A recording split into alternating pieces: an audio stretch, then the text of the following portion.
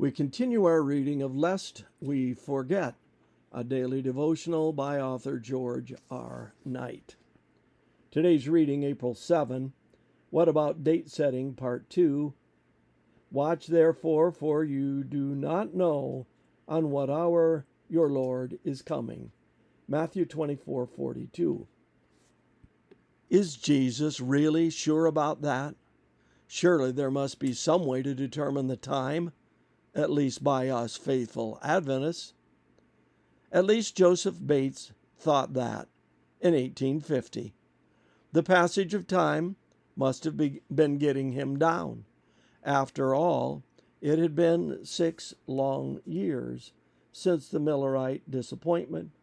He could certainly discover the date if he worked at it hard enough, and by 1850, Bates was quite sure that he had.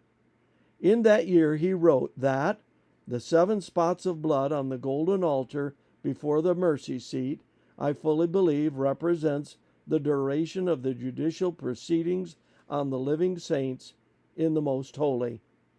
Most of us have heard about the quite valid year for a day principle of prophetic interpretation, but Bates had a new one, the spot of blood for a year principle. Using his new light, Bates had concluded that the pre-Advent judgment would last 7 years and would conclude in October 1851, at which time Christ would come.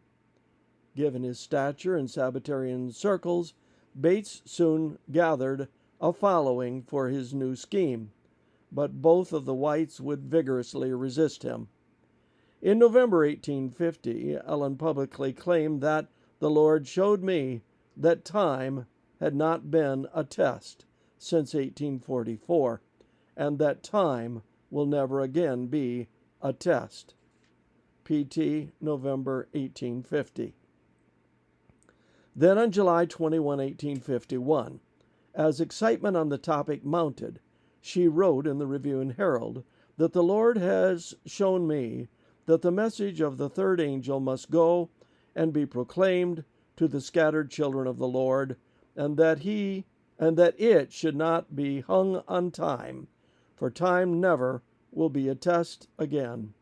I saw that some were getting a false excitement arising from preaching time, that the third angel's message was stronger than time can be. I saw that this message can stand on its own foundation, and that it needs not time to strengthen it, and that it will go in mighty power and do its work. The church today needs to listen to these insights. As I look at Adventism, I see it as a people who have forgotten the power of their message. I still remember how the forcefulness of the flow of revelation itself struck me when I first grasped it nearly 50 years ago. The years have not diminished that power. One of the great needs of Adventism today is to recover its message. And this concludes our reading today of Lest We Forget.